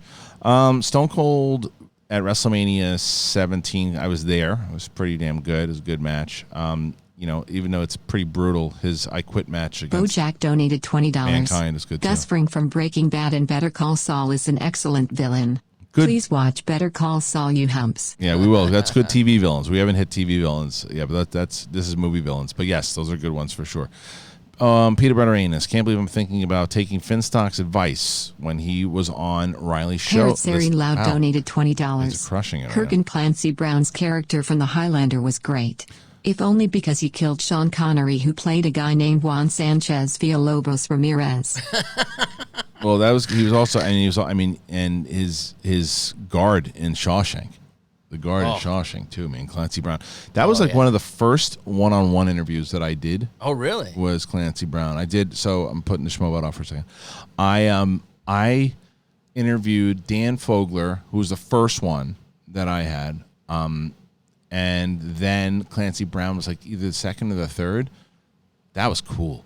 That was really awesome to sit down and talk with that dude. That's still available over on Collider's channel, and he was cool, man. He was just like, and just the amount of work that guy has done, and he's played a lot of villains. We talked about Shawshank. We talked about a lot of the voiceover stuff in Rebels, and yeah, I liked Clancy a lot, man. I'd love to interview him again. All right, Schmoebot is back on. So Peanut Butter Anus said, I can't believe I'm taking Finstock's advice when he was on Riley's show this last Sunday night. This quarantine is really fucking with my mind. I don't know what the advice was. What was it? Yeah, Andrew G., you can't go wrong with Vader. You'll never forget the first time you saw him. In more recent years, Thanos is probably the top dog, bad guy. He did some serious damage. Yeah, I mean, he did. He was, because even though... It's hard to beat Thanos. Because the thing with Thanos also is that what people, even though they said, yeah, but they reset everything and they changed it. Yeah, but they had to fast forward, and they lost like 5 years of their lives to do it. Like most people when they came back, all their lives, their entire world was fucked up. Yeah. Like he, even though they got a lot of people back, he still caused a lot of damage. Even though he ultimately didn't get his plan out there, and then Tony Stark died. So Thanos is one of the most devastating villains I think of all time, hands down. Putz Pump. Brandon Buck. Has the promo in the Champs exhibition match been released on public yet? Yes, it has been. Also, there's a way we can send you our reactions for the exhibition matches. I would put them in either the Discord on Patreon or, I'd put them in the Discord. Marshall Weeks, Denzel Washington Training Day. Yeah, also Joaquin Phoenix and Gladiator. Stone Cold Gary donated Oldman $20. Eli. Another villain is the government in trying to take away. Another villain is... Take away E.T. Oh, yes. Yeah, definitely. Yeah, that's... What's really good about that one is that there's not like one person. No. It's just those guys in the... It's just the guys in the suits, and they were scary. And that's the whole fear of if an alien did land and it was won or was lost or something, that we would just dissect it and totally just ruin the whole thing. Yeah, and then, that's probably right. It would probably. And that's what makes it the saddest, is because they did. It wasn't about like, oh, let's talk to this person. Figure out what it is. Out. No, it's about like we need to get it in. Yeah, right. And study his ass. Yeah. Yeah. The Innocence of a Child. Marshall Weeks. We did that one already. Sorry. Or Gary Oldman in Book of Eli. Yeah, I got to revisit that one. I have not seen that. That's a good one, but you got to revisit it. Eddie 314. Vader is arguably the Manny greatest. _being_ Monique donated $20. Stone Cold E.T. Now Terry's a name I haven't heard in a long time. Speaking of villains and Anakin. Just finished my 5th listen through of the Revenge of the Sith novel, and Sidious's seduction of Anakin is epic. And Anakin as Vader is cold-blooded. Yeah, man. The novel really allows us to go a little more into the reasoning behind it. I remember reading that and thinking, okay, this is you get inside of his psyche and understand why he did it. But I'll tell you, man, this last episode of Rebels does a really nice tie-in to what's going on in Sith. So I'm actually, it's funny because I wasn't very excited for. Did I say Rebels? I meant Clone Wars. Clone Wars, yeah. Yeah, I meant Clone Wars. This episode of Clone Wars was really was great. So I wasn't very excited because I'd seen the first couple of episodes of Clone Wars, and I was like, yeah, it's fine. The last two, man. Now I'm looking forward to it the way I was like for Mandalorian. I'm like, all right, when's it coming out? Is it Friday yet? I can't wait. And there's only 2 episodes left, I think. That was episode 10. So was that 10? It was 10. I think. It's 10, yeah. Yeah. So there's 2 left. Pumped for it. Really excited for it. Pump. Wiley Todd, the villain I hate more than anything is Sean Parker from The Social Network, played by Justin Timberlake. I hate him so much. He was more of a putz, though, wasn't he, than villain? Yeah. Yeah. Hotel Nerd. You should do a whole show of putzes. Yeah. Hotel Nerd put in one of many Schmoebots. Thank you, Hotel Nerd. You really Hotel Nerd has been. I can't thank you enough, my man, for your generosity. It's really, really incredible. Thank you, Hotel Nerd. Bruce Leroy, love the exhibition matches. Greatest villain. Thank you. Greatest villain ever? Well, after enduring an abusive husband with no other support, the mother quietly slips into her son's bedroom and takes care of him. The movie is Taboo, and the villain is Kay Parker. That's the new meaning of podcast. You guys. Yeah. Ramon Fritz. You got me. I have good news and bad news. The good news is I have successfully launched my Smash Ultimate Pro Wrestling Ultimate Fighting Style promotion on Twitch. If you're a fan of competitions and Smash Brothers, then head on over to ENC WRET Red. Maybe it's supposed to be wrestling because there's a D in there. So I'm going to assume it's wrestling, but it says ENC Wrestling on Twitch every Thursday. What's the bad news? Yeah. Oh. Eric, who put in a Streamlabs also, thank you, or a Schmobot, if you will. Judge Small, someone said from Caddyshack. That's a really good one. Dagan, Schmobot just edited out my swear word. Saruman doesn't build rainbows. He's an asshole. Yeah, Saruman was a Saruman. And watching that again, I'm digging the rewatch of Fellowship, man. Oh wow. Dang. No, I don't think that's the whole that thing. refresh was a. It's up here. Yeah. So we have a lot of them today. So I'm gonna keep going, guys. Now we get to Dagan Cerimon is probably the best book to film villain. He's a wise old wizard on the surface, but he's an evil worshipping forest burning orc army building dick. Criminally, they cut his death scene from theatrical, but it's in the extended edition. Yeah, I know. I remember they did. I'm gonna make sure that we definitely. I remember watching those extended ones and going, I get why you can't release these in theater because they're just too long. But this is one of those ones where they need to be this long because it's based off these epic books. The extended versions are hands down the better version. Borrow those from me. They're really good. They're really good. Hotel Nerd, who put in one of the Schmobots, Keelix, Clancy Brown as Kurgan, one of the most badass villains of all time. He was pure evil and he loved to flaunt it. Excuse me. Incredible performance by Clancy. He was really good. Now I think he really kind of, when I talked to him, he talked about Highlander at a great depth. Peanut Butter Anus put in a Schmobot. Dagan, Ziquifart also put one in there. Thank you. Dagan put in one. Big Mo movie reviews. Ramon put in a Schmobot. Ramon Fritz. Bad news is that I'm broke. I won't be able to donate daily for a while, but I will definitely be here every day supporting from the sidelines. You guys have done so much for me through this show and from the Movie Trivia Schmodown. For that and more, I say thank you. Also, Davy Jones. Davy Jones is a good one too. Well, Ramon, don't worry about it, my man. Your support and clicking likes. If you guys can click like right now, that would be really, really important.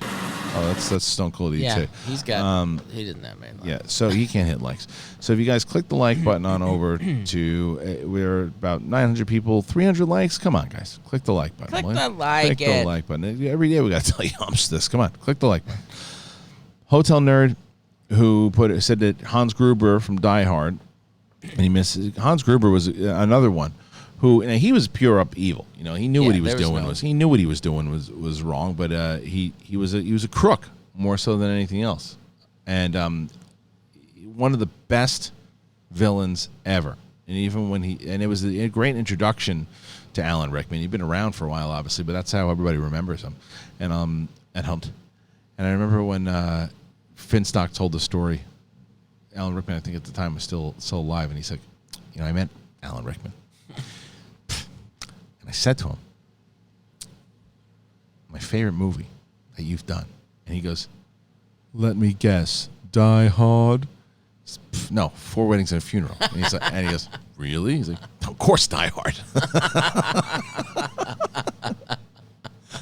Whatever it was. I don't know if he was in 4 Weddings and a Funeral. Whatever movie he said in return. It was really good. Spiderweb I see a spiderweb and it's driving me crazy over here. I'm gonna do this. I'm gonna do this for you, Brett. Got it. We got it, guys. I got to tell you that when I put that camera on you to buy me some time, it's just been. Well, because I was intrigued with the spider at that point. I want to see the spider too. Keelix, Antej Trau as Fiora in Man of Steel, one of my favorites. Where's she been? She's really good. Yeah, what the heck? Where's she been? One of my favorites. She stole every scene she was in. I wish she could have returned, but probably won't happen now. She was really good. I agree with you. I don't. She. I mean, was it not Ursula? Ursa from Superman 2 is another one. You remember Ursa? No. You don't remember Superman 2 with Non and Zod, obviously? Zod. Oh, okay, yeah. Two Zods, both Zods, Michael Shannon Zod and Terrence Stamp Zod. I prefer, I mean, both great, but I prefer Terrence Stamps, obviously. Good stuff. Good fucking stuff. Sugar Gum. Annie Wilkes, Frollo from Hunchback. Dolores Umbridge, Tim Robbins in Arlington Road is underrated. And lastly, Tom from Tom and Jerry. Just leave the dude alone. Exactly. Yeah. Gnarly Charlie. The Emperor is definitely up there in top villains. Just the Return of the Jedi scenes alone are so classic. Also would include Vader, Khan, Agent Smith, Thanos, Joker, Hans Landa, and Hans Gruber. All horrible choices. Yeah. All bad. Lawrence Leese.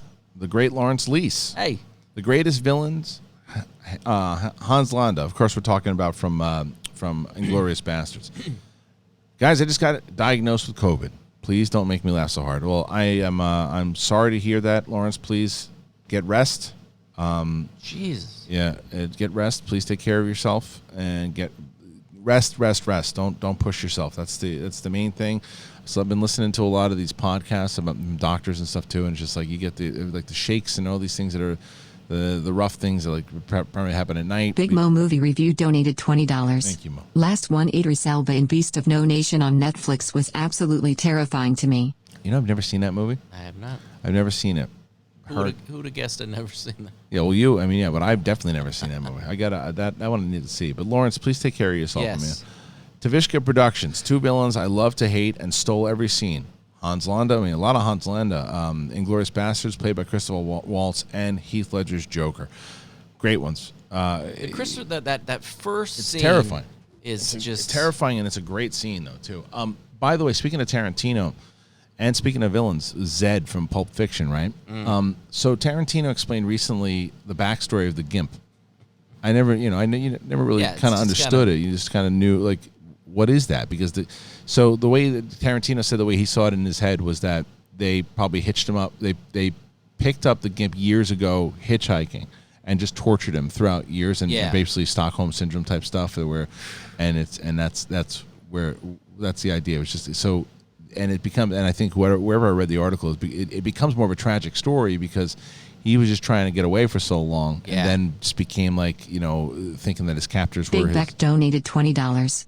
When Dickless Walter Peck turned off the containment grid in Ghostbusters. Oh yeah, this man has no dick. Oh, but anyway, so the Gimp story, it's pretty tragic. Trash Panda, here's some love for Will Ferrell as Mugatu in Zoolander. One of the funniest villains ever. Never got into that movie, man. Oh, really? Yeah. And the second one was so bad, it made me happy I never got into the first one. Did you see the second one? I think so, and I didn't love it. The first one was fun. It's not. It isn't any more than that. It's just kind of fun. And Ben Stiller has to have something great to win me over because for some reason, certain actors you just don't respond to. Like Meet the Parents, I dig. Right? Obviously, Tannenbaums. I liked him, he's fine in Dodgeball. I like Tropic Thunder, but it starts to wear thin after that. I mean, I can get through the museum movies because the kids like it, So, but I don't know. I've never been a big Ben Stiller fan. Keelix, how do you guys not talk about Ricardo Montalban as Khan? Star Trek II, The Wrath of Khan, one of the greatest villains, and maybe the only time the main villain and hero were never on screen together, but it worked brilliantly. Wow, that's interesting. Good fact. He's a great villain. Big Mo Movie Reviews, who put Calvin Candy from Django. Yeah, of course, Leonardo DiCaprio. You've seen that scene, right? Have you seen that movie? Oh, Django? yeah. So when he cuts his hand and he actually did. He actually really cut his hand and kept going. Really good.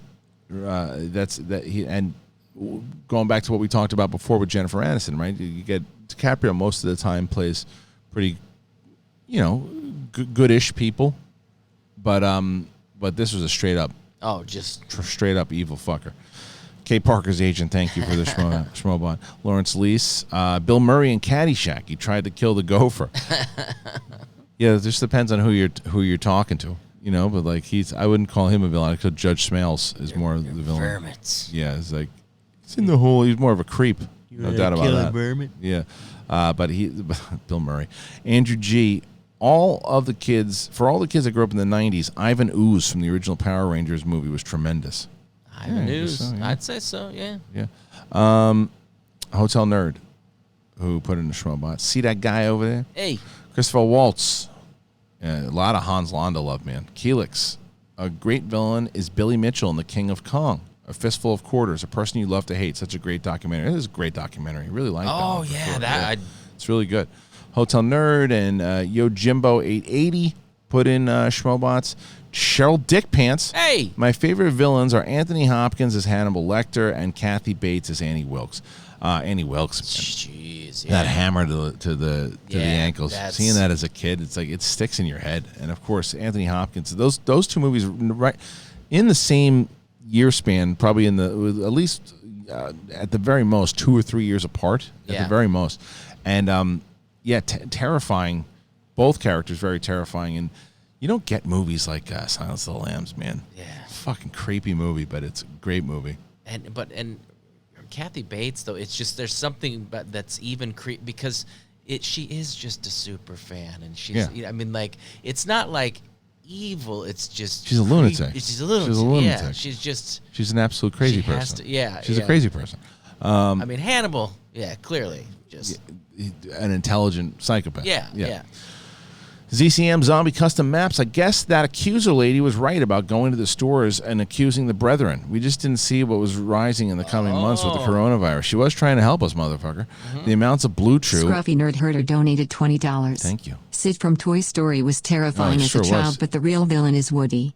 Guy was a real rainbows to the other toys and consumed by jealousy. Rainbows. He thought he was a great leader in each movie, but only looking out for himself. I'm going to tell you what's funny is that did they put in when he puts in rainbow, when they go to say assholes, this is rainbow. He was a real asshole though. I tell you, he was jealous and he threw Buzz out the window. I wouldn't call him a villain because he didn't do it on purpose. Yeah, but he was definitely the Ned Beatty bear in was it Toy Story 3? Oh yeah, he was Hug a lot or yeah. He was pretty. I mean, he was also just pained. A lot of pain.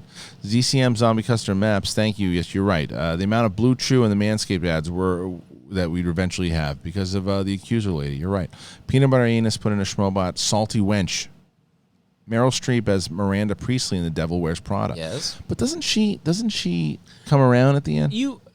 I wouldn't say she's a villain. I think she's just like a power hungry hardcore like she wants to develop this person into a great designer. But Gordon Gekko you would consider a villain, right? Yeah, I guess. I don't know. I mean, a little different. It's just that's a toss up. That might be even a different topic. Keelix, you can't mention great villains without mentioning Clubber Lang in Rocky 3 and Ivan Drago in 4. Yeah, I think Drago's a little bit redeemed because of Creed 2. But because you understand kind of what and the pressure that he was under. But Clubber Lang was he was relentless, man. He didn't give a shit that Mickey was hurt. Coco Cams, Scar from The Lion King, Killmonger from Black Panther, and a lot of people in the chat are saying Koba from Planet of the Apes remakes. Koba to me was, that was, so everybody obviously talks about, there is a big difference, and there's been arguments about it. People understand. If you talk to Andy Serkis, to which I have had the pleasure of doing so, there's a big difference between motion capture and performance capture. And the kings of there are a lot of, now the evolution of performance capture is there are a lot of different actors and actresses that are doing it. But during that time, the king, and I still reigning king, is Andy Serkis, but Toby Kebbell shouldn't be underlooked for what he did in that performance capture of Koba. He was really terrifying in that role, and I thought they were going to bring him back in the last movie. It's probably not necessary, and they didn't need to do it. But I think they did in like flashback or something. But All right. So Cody Allen is one of the few fans of Iron Man 2. I'll shout out Sam Rockwell as Justin Hammer. I think that even the people who don't think that they think the movie's not that good acknowledge that he's pretty good in it. I think that it was Mickey Rourke people were disappointed with. I liked Whiplash, but I people were expecting more from him, I think. Big Mo, who put in Schmoebot. Purple Haze put in Schmoebot. So did Jonathan Caro, who talked about the T-1000 from Terminator 2, which I got to tell you, that was one of the ones, because I still swear by the first Terminator. It's my favorite. But T2 is great. It's a great action movie. I think the T1 is a great horror film. T2 is a great action movie. And what a performance there by Robert Patrick as the T-1000, because you had to have an answer for how terrifying Arnold was in the first movie. And when he comes in and he does his thing, and he's doing that, and it's just that run. Yeah. It's like that creepy run with his arm. Because it is. I felt he was a machine. Every Terminator after him, I felt was playing like, this is what a robot would do. Yeah. This is what a machine should do. Like Christina Loken was terrible. I didn't think that. And then when they had John Connor doing whatever the fuck he was doing Mackenzie Davis wasn't a Terminator. She was but the last guy actually was pretty good. The last guy that just played in this last, I didn't think that the acting was the problem in the last movie. I actually thought he was probably the closest thing to Robert Patrick that we had.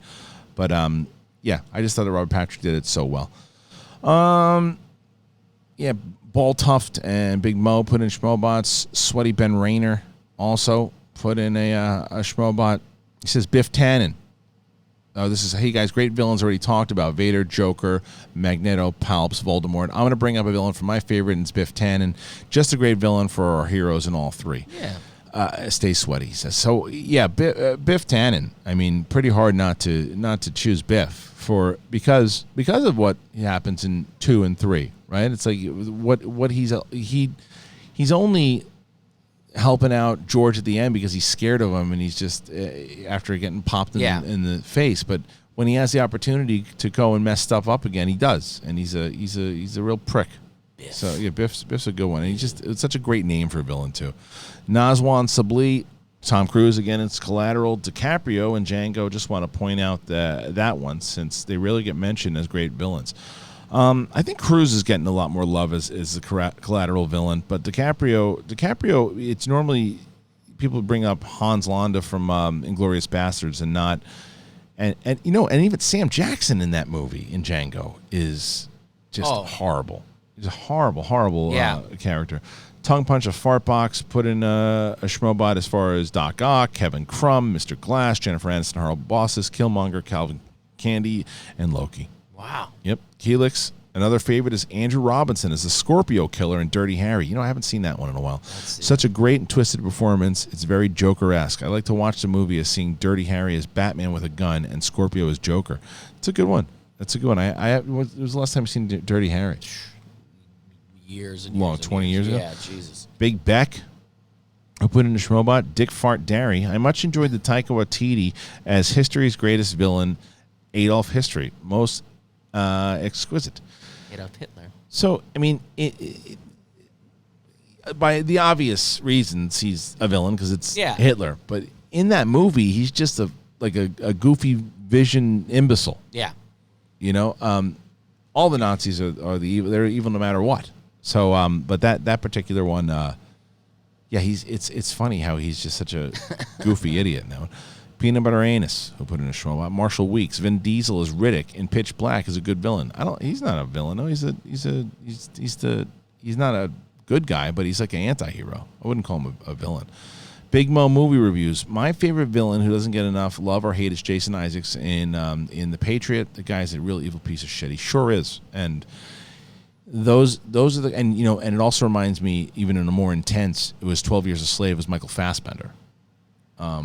Michael Fassbender was that performance, it made him sick while he was doing it. Really? Yeah, because he's a slave owner, and he's just awful. I mean, just awful. But he had to get into this place. That's the thing that, I don't think actors and actresses get enough credit for, is that they have to, the good ones, have to go to an emotional level that you have to be, yes, people go, oh, they're just pretending. But they're pretending in a way that you have to believe it. So they have to actually act like these people like that Christoph Waltz. That existed. Like God. And these things that exist. So you've got to be able to channel this kind of evil, and that's gotta fuck with your head. It's gotta mess with you. It's gotta mess with you because you've got to think in a way like you hope. It doesn't seem like Michael Fassbender would never think that in that way, or his thought process wouldn't go in that way. So when it does to him in this character, it's got to mess you up. I've only have 2 occurrences where this has happened. There was a commercial where I had to pretend to be a killer, a PSA, a child molester. Oh, and every guy that came out of that room was like, right, like you just go like, please don't let me book this. Right. It was so creepy. And then the other one, I had to be like a skinhead and say the N-word several times. And right. It was just like. How do you then get into a space and then separate hold it? this? You separate because it's like, oh, I feel so horrible. But it wasn't me. It wasn't me. It was a different person. But it was you. You said it. No, but it wasn't. It messes with you. And I don't think people give people enough credit to the actors and actresses that do this kind of thing. That it's gotta hurt you. I mean, it's one of the things I always ask actors when they came in. Like when I had them on Clara Live, I would say to tune into that type of thing. Like, how do you not take that home? Yeah. Anyway, Sir Lord Attenborough. Hey guys, happy Tuesday. One of my favorite villains was Kevin Spacey in Seven. He does not have much screen time, but he's phenomenal in the 30 minutes that he's on screen. Also, Ed Norton in Primal Fear is great. Ed Norton Primal Fear is really, really good because that's the first time that was an introduction to him as an actor that you didn't. Do you remember that movie, Primal Fear? Yeah. So you don't really know what's happening until like the end, and you're like, oh man, this guy. What a move. And I think you saw the brilliance that was Edward Norton. Now, Kevin Spacey, obviously a lot of people are taboo to talk about Kevin Spacey. That's because immediately when this came up, 2 characters came to mind. Kaiser Sose and the guy from Seven. John Doe, yeah. Yeah, and I was like... It's taboo to talk about the guy because he's the shit that he's done, right? But you talk about the performances, if you separate it, and you talk about the performances and the characters, they're really great villains. Kaiser Soze. Yeah. It's a very Primal Fear type ending, a type of villain. But yeah, John Doe is just what's in a box. That's just sadistic and crazy. So, Tavishka Productions, who put a nice schmobot in. So did Hotel Nerd, Douglas Johnson. Keelix. I mentioned Fiora before, but I should also mention Michael Shannon as Zod in Man of Steel. I thought he was great, and I thought he was more layered and interesting than Terrence Stamp's Zod, even though he was great too. Some people feel the same way. I actually thought Michael Shannon was really, really good. I grew up with the Terrence Stamp Zod, so he'll always be my Zod. Sir Lord Attenborough. Daniel Day-Lewis as Daniel Plainview in There Will Be Blood is an also incredible performance. He gives no shits and only cares about money and killing his competition. Yeah, he's another one that's definitely cracked and a bit broken. I mean, that bowling ball scene alone, man. He doesn't care at all. Poor bastard. R.S. Avenel. Dabney Coleman as Franklin Hart Jr. in 9 to 5 is a pure sexist, egotistical, lying, hypocritical bigot. He is a great villain in the film, and I just wanted him to be repped today. That's pretty good. It's a good one. Throwback. Yeah, it's a good one. Chris Jones, sorry, off topic. New show suggestion for you guys.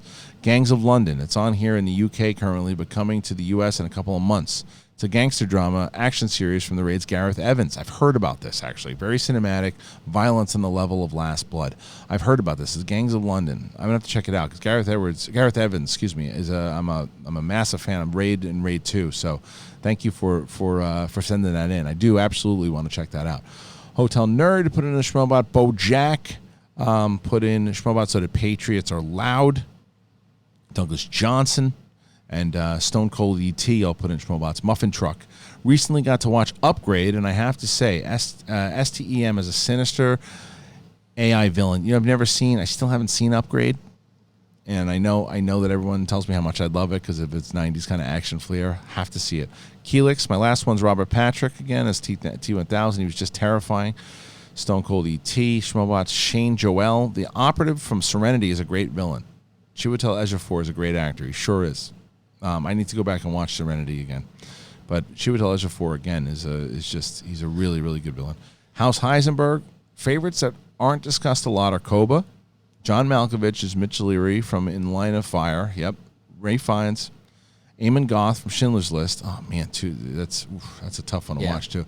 Fassbender's Edwin Epps from 12 Years a Slave. And Yuko Marshall from Raid Weeks 2. donated $20. Thank you, Marshall. Keanu Reeves as the villain in Man of Tai Chi is great. Never seen Love that, to see him do more villain roles. I've never seen it. I gotta check that out. You know who's not getting any love today? Who? It's the adopted parents of Pete in Pete's Dragon.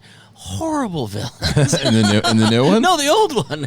Old one? They like were shitty to this kid, and that's were why. they? You don't. Oh, I don't remember it because I remember the new one. Gogans or something. No, like I remember that. the new one. Well, would you consider Harry Potter's aunt and uncle villains? Oh yeah. I mean, They're real pricks. Total prick. Or is that? Yeah, is it They're pricks? pricks. Yeah. Villains? I don't know about villains. You got to go with yeah. I don't know. Maybe it's a different show. Yeah. Philly G, Mr. Joshua, Lethal Weapon. Mind if I test drive your Audi?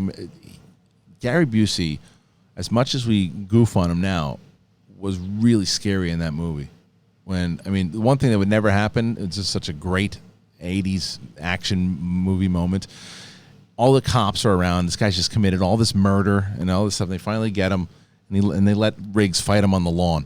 And not only do they let him fight him on the lawn, there's a chance where Gary Busey is close to killing Riggs on the lawn. And they're just like, all right, let him fight. And it's like such an 80s action movie moment, and I love it. It's like Lethal Weapon is easily one of my favorite action movies. Too? Oh, yeah. And he's just like, he's like, let me take him. He's like, no, back up. And then he's like, get that piece of shit off my lawn. Love Lethal Weapon. Better Call Saul. One of the best villains is Lil Zay from City of God. Huh. Underrated villains to me are Philip Seymour Hoffman's Owen Davian from Mission Impossible 3 and Hades from Disney's Hercules. Yes. Oh man, my daughter would be very happy to hear you mention that. My daughter gets obsessed with things that she's watching, right? And things that like she's reading, and right now she's obsessed with like Percy Jackson books, and she's obsessed with Greek culture. Yesterday I do a full quiz on to name 5 gods and what Achilles' weakness was and all this stuff too. It's great. She's a super smart kid and she loves Greek mythology now. But you mentioning Hades, she'd love it. She should have seen me as Euripides. Lucas Shashek donated $20. Hey, Lucas. Just be careful with your phrasing on that episode because I don't really want to tune in for SEN Live Biggest Kitten in Movies. What? Which one? Just be careful with that phrasing of that episode. Biggest kitten in movies. I don't know if I understand that, Lucas. I'm sorry. Sorry, man. Lucas is a big donator. I'm sorry. I played Hippolytus in the play by Euripides. Oh, there you go. Sorry. All right, don't be a dick about it. Rats and King. Has anyone mentioned J.K. Simmons from Whiplash? He was one of the greatest villains from the last decade. Oh. Again, I don't know if I would consider him I put him with villain. The Devil Wears Prada. Yeah. I put that's that same kind of like they're trying to get something out of somebody. He's a prick and he's an antagonist, and he would probably be dragged all over social media if he was ever exposed for his for what he did in his methods. Lucas Shashek donated $20. It censored Dex to kittens. Oh, you still don't get it. You can't say it. He said it's dicks to kittens. I'm still lost. Don't keep. Don't keep donating. It's just not a ploy to get you to keep donating. I don't understand that either. JJ Winward. Voldemort was already mentioned, but seriously, fuck Dolores Umbridge. She knows how to get heat, stripped away everything we loved about Hogwarts and Order of the Phoenix. She was infuriating. That actress did such a good job. I couldn't stand that woman. Ace Money. He doesn't get the credit because the movie is shit, but Frank Langella is great as Skeletor in the Masters of the Universe. He absolutely was great in that movie. I don't like the movie at all.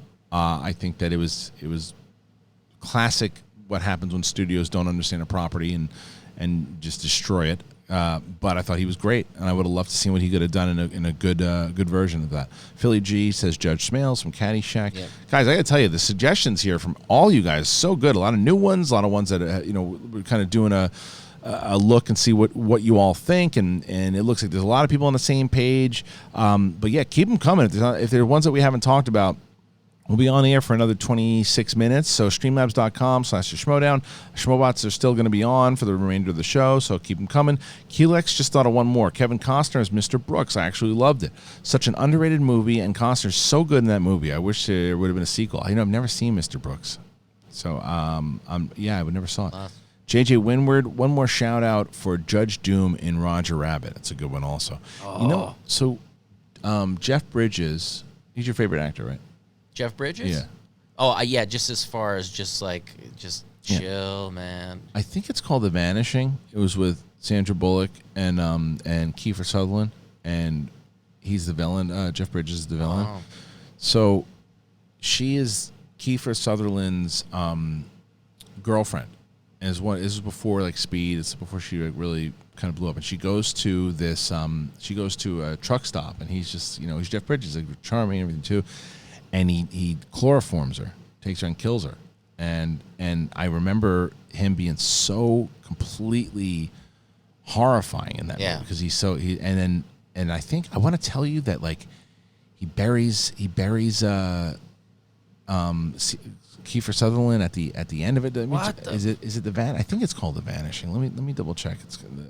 Pull it up. Let me see. Let me confirm that. Yeah, it's called The Vanishing, 1993. So it was about a year or so before. Lebowski?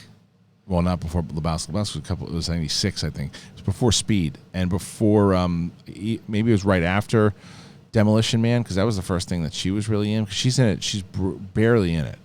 It's a really creepy movie. It's a really creepy movie. So let's see. I'm gonna go through and get to everybody's questions here. So many great ones, man. Manny being manic. Speaking of Anakin Skywalker, I have my new Knight of the Old Republic Anakin Skywalker video up on the SWTOR Gaming YouTube channel. If you're a fan of Star Wars and the Republic, check it out. Thank you, Manny. Big Mo movie review put in the Schmoebot. Darth Odom. Best movie villain is Sheriff Buford T. Justice. Smokey from Smoking and the Bandit. That's a good one. He's just a dick. Yeah. Big Beck. And Big Beck put in a Schmoebot. Salavan Bako. Nurse Ratchet. Oh, yeah. From One Flew Over the Cuckoo's Nest. That's a good one. Oh, yeah. That's a real good one. So I guess I'm kind of countering my own argument before.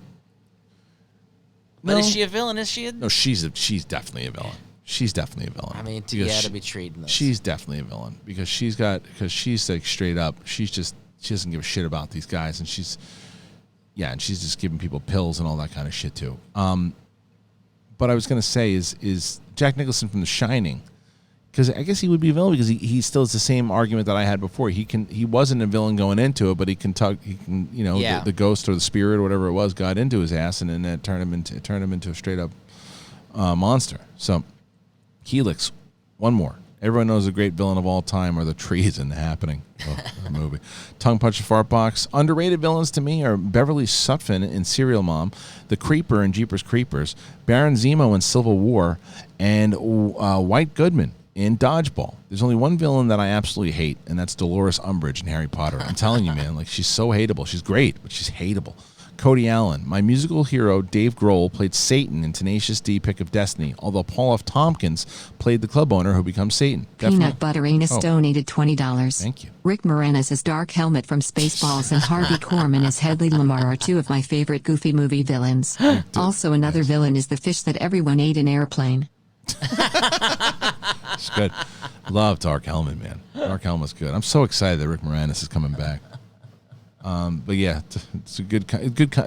He would definitely be a villain for the tone that's in that movie for sure, no doubt about it. I think I like Serial Mom. I don't remember it. It was I think that was a good one. I don't remember it. Scruffy Nerd Herder, who brought up Sid. Yeah, Sulkazar 1999, a double dick pile. Sam Rockwell and Doug Hutchinson as Wild Bill and Percy the Guard. What a pair of a-holes. The Green Mile kills me every time. Yeah, that's right. Yeah. That's right. Yeah, that's a hard one, too. Man, you guys are really crushing it today. Cheryl Dickpants. Another one is the alien from Alien Aliens. Absolutely, yeah. The alien would be... Doesn't give a shit. Well, same thing, though, with the alien. Is he a jerk? Same thing with the alien, though. Would you consider, a lion a jerk? Yeah. You've got a point. But the thing is, because the alien is intelligent. Like, do they have to kill the humans? Probably not. So, but it's not killing each other. It's killing these things that they feel. I don't know. It's weird to hard. Yeah, that's a tough one. It's a hard one. It's hard. Yes. We'll have to do another show that's dicks versus villains. Right, no, dicks versus villains. Or pricks. Pricks versus villains. Skolskajar, 1999. Kristian, give the Black Mirror episode entitled "The Entire History of You a Whirl." It's my favorite one, and Toby Kebbell's in it. Refreshing to see him in something as accomplished as he is an actor. He's a great actor. Hotel Nerd donated $20. Thank you, Hotel. Can't remember the name, but the group after the Regulators and Young Guns are great villains. What, Pat Garrett's gang? Garrett's or I told you I finished that whole. Did you watch that thing on Billy the Kid? No, I've got to. You got to watch it, man. It was really good. What was the last one? What was it? It was the. Well, he's asking what the name of the gang was that was chasing the. Oh Regulators. no! But before that, there was. It was the same one. I'm gonna refresh it. Hold on. AKG top villains: Denzel Washington, Training Day, Leonardo, and Kathy Bates, Misery, and T-1000. Yeah, a lot of people are.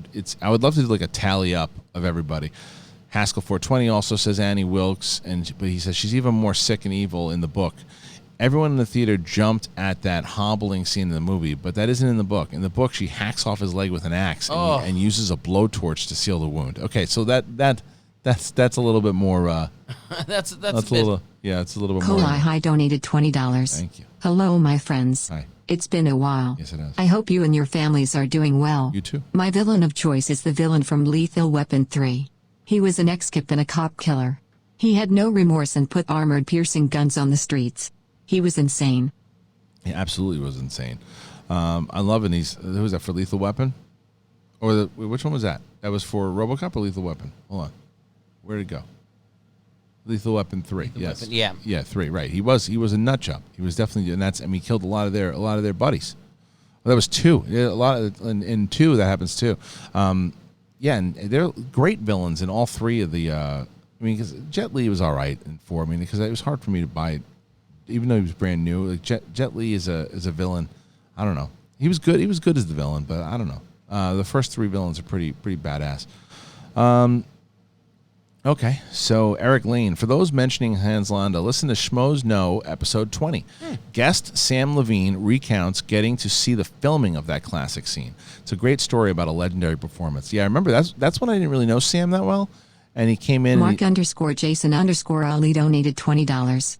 Hey, Raring. Hey. A villain that shit the life out of me as a kid was Stripe in Gremlins, and then his successor in Gremlins 2, Spike, who became the Spider.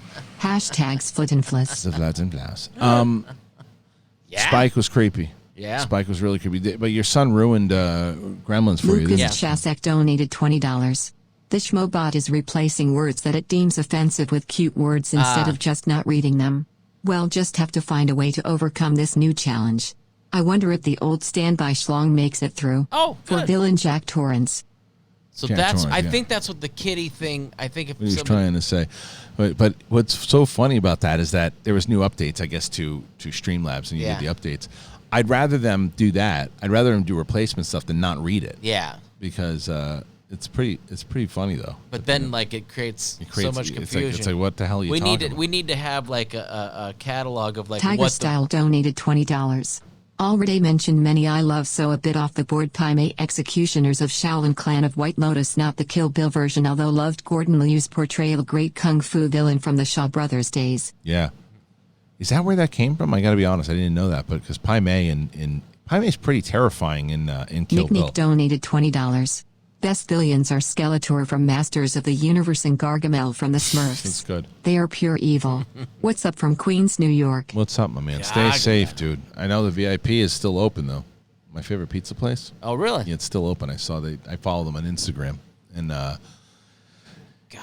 Yeah, it's tough to, anyway. Stay safe, dude. Gargamel's a great one. Hank Azaria is Gargamel. You remember that? They did that. Going back over, I want to finish up these questions here. Streamlabs.com/the Schmoedown. We did Haskell already. Oh, sorry, everybody. let's get to Haskell 420 we did. Keelex we did. Thinking of one more. Stop Me. Robin Williams is so great as the villain in 1 Hour Photo. Oh, yeah. And Insomnia. He's especially creepy in 1 Hour Photo. Yeah. I definitely remember him 1 Hour Photo because it's, this is lovable Robin Williams you got doing this really horrible role. Mm-hmm. Insomnia, I got to go back and watch. I know it's a Nolan film, and I haven't seen it in, I don't even know how long. It's I have to rewatch that movie, and I know that when did that come out? Insomnia. I have to check it out again. Pacino and Williams together. I'm gonna watch that soon. No, I won't, but I want to. Tider 59er. One of the funniest villains was Jackie Gleason as Sheriff Buford T. Justice and Smoking the Bandit. Philly G. Frank Booth from Blue Velvet, Pabst Blue Ribbon.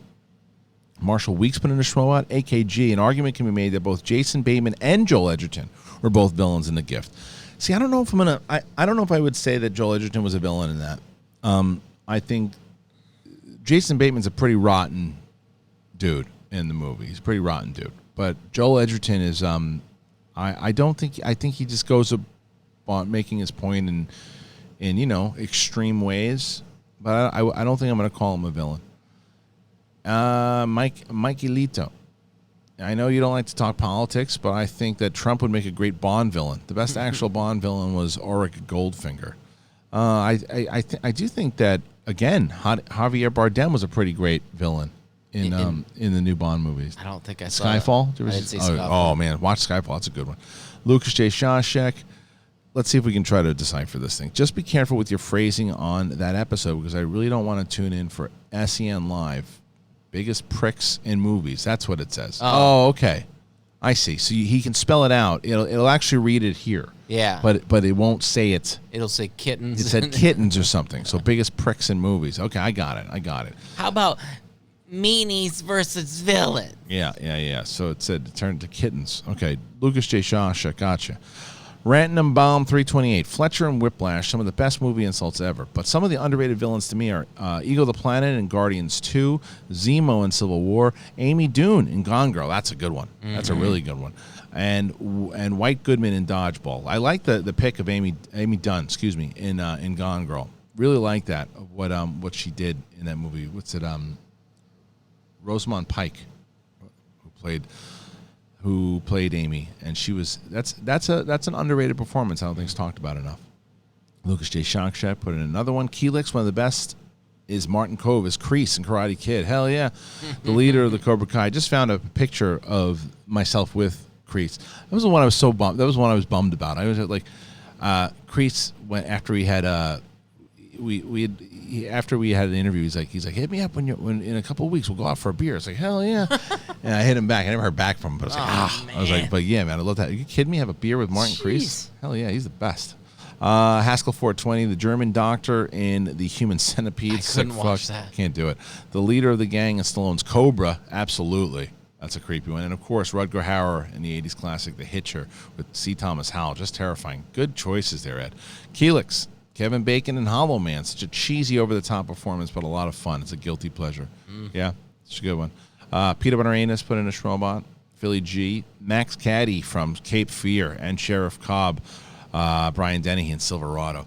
I don't remember Dennehy that much in Silverado, but I will tell you that Max Cady in the remake of Cape Fear, dude. De Niro, come out wherever you are. Yeah. Counselor. Oh. I mean, and the stuff that he does with, Juliette Lewis is, like 15 in that movie? Yeah. And he's, like, seducing her. It's a fucked up movie, man. Yeah. Nightwolf, Skeet Ulrich, and Matthew Lillard were great in Scream. Also, Agent Smith in The Matrix and Stephen Dorff in the first Blade movie. Stephen Dorff was good in the first Blade movie. Stephen Dorff is another guy who's very underrated. Yeah. I still think he was robbed that he wasn't at least nominated for True Detective season 3. He was incredible in that in that show. I think he was absolutely robbed of a nomination anyway. But Agent Smith is an iconic villain, no doubt about it. Matthew Lillard and Skeet Ulrich are great villains too, from what they do, and because it was a different kind of villain, the way that they played the comedy into it. Hotel Nerd, Cooley High, put in Schmobots. So Cooley High is absolutely right, though, and thank you, and welcome back, dude. It's good to have you back. Lethal Weapon 3, once again, that movie. It's my least favorite out of the 4 of them, I think. No, I'd say probably 4. I would say, actually, they probably go in order. I'd probably say 1, 2, 3, and 4. Really? Probably, yeah. 1 and 2 switch sometimes, but I went like that. Yeah, you didn't like 2? No, that's for you're saying it just kind of all went down. 1 and 2 are pretty equal. I don't think I saw all 3. I think I saw 1 and 2. 3 goes down for sure, but and then 4 is the most kind of commercial and popcorny of them. Rats and Kings, Seth Brundle in The Fly becomes a great tragic villain. Yeah, it's true because he just can't get over his own ego. Mark Jason Ali put in a Schmoebot, so could Lucas J. Shashek, Tiger Style. Also put in a Schmoebot. Nick NYC put in a Schmoebot. The Void. Robin Williams played 2 great villains in both 1 Hour Photo and Insomnia. Yes, he did. Mike Lito. Okay, you mentioned Truck Stop, and it made me think of Rutger Hauer in 1986's The Hitcher. Terminator style, evil but human. Yeah, it's the one that Ed just mentioned also, and it's amazing how many different villains are out there that we've all missed so many of them too. We just scratched the surface. I think you missed 2 of mine. Wesley Snipes as Simon Phoenix in Demolition Man, and John Lithgow as Quaylen in Cliffhanger. Yeah, for sure. I would go with the Lithgow one.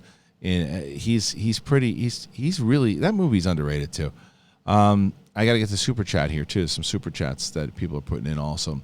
A lot of Larry Leese puts in Hans Landa, Daniel Almendrales. One of my favorites, Castor Troy from Face Off. Absolutely, I love it because they both get to play him.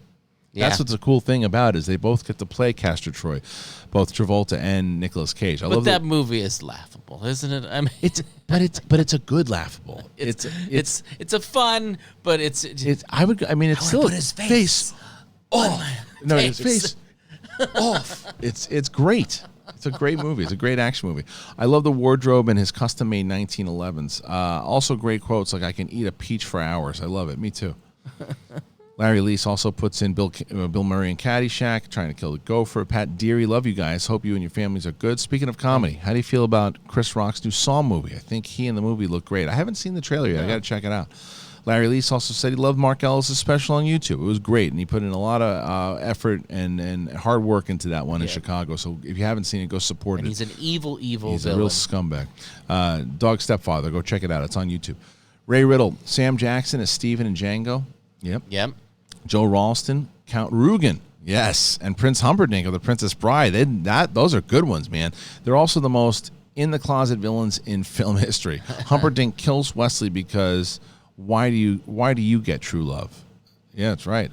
Some guy online, Radigan in The Great Mouse Detective. Oh, that's got to be Chris Skaliski. He loves The Great Mouse Detective. Big Mo's movie reviews. The Xenomorph in the Alien franchise. Yeah. Chris Taylor. Forget a thing watch long. We need Harloff to review the classic The Poon Wars starring Kay Parker.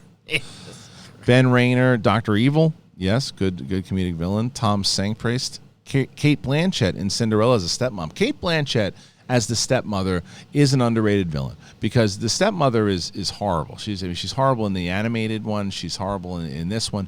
But Kate Blanchett does a really good job in that movie. Dragon R3 Born. Bob Hoskins is in Unleashed. Pretty evil dude.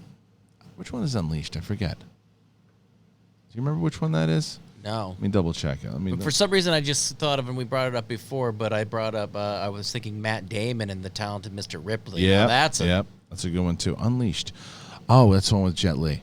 That's right. I have seen that movie. I have seen it. You're absolute. Wow. I haven't seen Unleashed in years. Holy shit. That is a blast from the past. Yeah, because he has him chained up and. Yeah, Bob Hoskins is terrifying. That's a good one, man. I love revisiting all this shit, man. Thank you. You guys have been killing it with these conversations. We got to do more of these because this is really, really good. I guess we got to do heroes next, right? Yeah. Or give me some suggestions on what you guys want to do. We're definitely going to do the years that you were born. We're going to do composers. Somebody brought up, but this was just songs you lost your virginity to or something, and that wasn't a whole show. Yeah, but it's not a whole show. I just thought it was funny. It's Christian. funny. It's funny. It was good. Yes. How about good. your favorite animals in movies? Favorite animal. Who's your favorite animal in general? I'm not going to lie to you. I text Jen Sturgeon the other day, and I said, "You got any?" Because she deals a lot with rescue animals and stuff. She's like that's her. She's very passionate about it. She's awesome that way. She makes sure that a lot of animals have homes. So I said, are there any pugs? Any puppy pugs running around? I was close. I was close in getting one. Was it a puggy? Oh, yep, close. Adian Multoon. Dean Wormer from Animal House, absolutely. Ferris Muthana. Has anyone said Cyrus the Virus from Con Air? No, but that's a good one also.